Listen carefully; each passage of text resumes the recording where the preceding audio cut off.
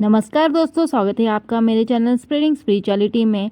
आज की इस वीडियो में हम जितिया व्रत संबंधित जानकारी प्राप्त करेंगे, तो बने रहिए मेरे वीडियो में। पितृपक्ष में मनाया जाने वाला जितिया व्रत बहुत ही कठिन व्रतों में से एक है। आश्विन मास की कृष्ण पक्ष की अष्टमी तिथि को रखे जाने वाले इस व्रत की शुरुआत नहाए खाए और पूजा से सप्तमी तिथि से होती है। अष्टमी तिथि को पूरे दिन और पूरी रात निर्जला उपवास करने के बाद अगले दिन इसका पारण होता है। लेकिन इस बीच में ऐसी एक रस्म या विधि करनी होती है, यदि वह नहीं किया तो जितिया व्रत की शुरुआत नहीं हो सकती है। तो इस रस्म का नाम है ओठगन। तो ओठगन क्या है और इसमें क्या होता है वो जानेंगे। जितिया व्रत संतान की खुशहाली और लंबी आयु के लिए रखा जाता है।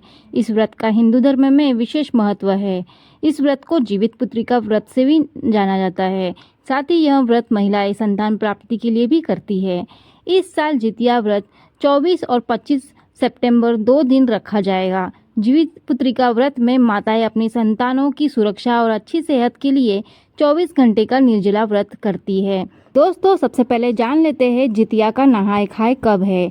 जितिया का नहाए खाए अश्विन कृष्ण सप्तमी तिथि में किया जाता है। इस साल 23 सितंबर को दोपहर 2 बजे के बाद सप्तमी तिथि लग रही है, जबकि अष्टमी तिथि 24 तारीख को दोपहर बाद लग जाएगी।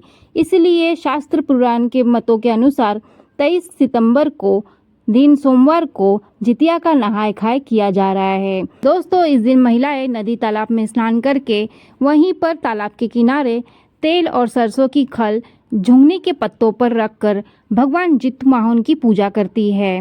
इस तेल को अपनी संतान के सिर पर आशीर्वाद के स्वरूप में लगाती है। दोस्तों, अगर आपके आसपास में नदी तालाब ना हो तो आप घर के आगे ही बरामदा में पानी कोई बर्तन में लेकर झुंगनी के पत्ते ले ले। तो दोस्तों, आपके यहाँ पे जितना पत्ता झुंगनी का लिया जाता होगा उतना आप रख ले। एक जो पत्ता होता है वो जिमुतवाहन भगवान के नाम से लिया जाता है, एक चिल्लो के नाम से और एक सियारिन के नाम से। अगर आपके घर में जैसे सास ससुर उनका देहांत हुआ होगा तो उनके भी नाम से एक आप एक्स्ट्रा पत्ता रख सकते हैं।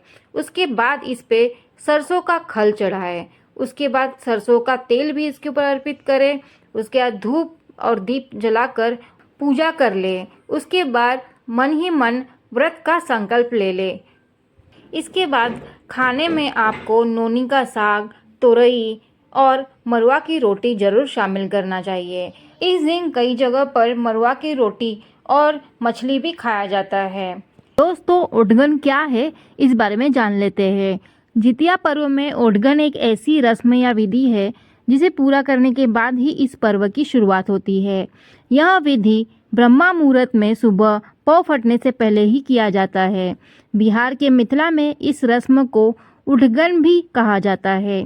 इस रस्म के तहत व्रत रखने वाली महिलाएं यानी व्रती सवेरे सवेरे किसी पंछी, खासकर कौवा उठने और शोर करने से पहले यह विधि करती है। इस विधि को कैसे करना है आइए जान लेते हैं। दोस्तों, इस दिन आंगन में झिंगनी या तोरई के पत्ते पर दही, चूड़ा और मिठाई चढ़ाया जाता है। तो इसे कैसे करना है जान लेते हैं। अगर आपके पास झुंगनी का पत्ता ना मिले तो आप केले के पत्ते पर भी प्रसाद चढ़ा सकते हैं। तो आपको 3 जगह प्रसाद चढ़ाना है, या जैसे आपके यहाँ पे होता होगा उस प्रकार आप दही चूड़ा चढ़ाए। दोस्तों, पहला प्रसाद आपको जिमुतवाहन भगवान के नाम से चढ़ाना है, दूसरा चिल्लो के नाम से और तीसरा सियारन के नाम से। और जैसे आपके घर में कोई सास ससुर या कोई पूर्वज के नाम से आप चढ़ाते होंगे, वैसे आप चौथी जगह पे उसे भी चढ़ा सकते हैं। तो आप पहले प्रसाद दही चूड़ा मिठाई चढ़ा दें। उसके बाद फूल और सिंदूर का टीका अवश्य लगाएं। धूप और दिया जलाकर पूजा कर ले। उसके बाद जल से अर्घ देकर प्रसाद उठा ले। सिर्फ जिमुतवाहन भगवान के नाम से चढ़ा हुआ प्रसाद ही आपको घर के सदस्यों में बांटना है, और बाकी चिल्लो और सियारों के नाम से चढ़ा हुआ प्रसाद आपको पंछियों को खिला देना है। इसके बाद आपको सरगी ले लेना है।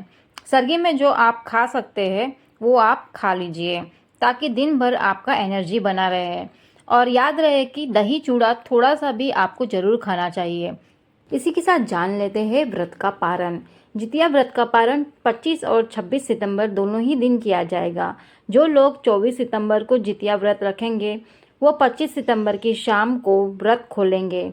तो वही लोग जो 25 सितंबर को ये व्रत रखेंगे वो जितिया व्रत का पारण 26 सितंबर को करेंगे।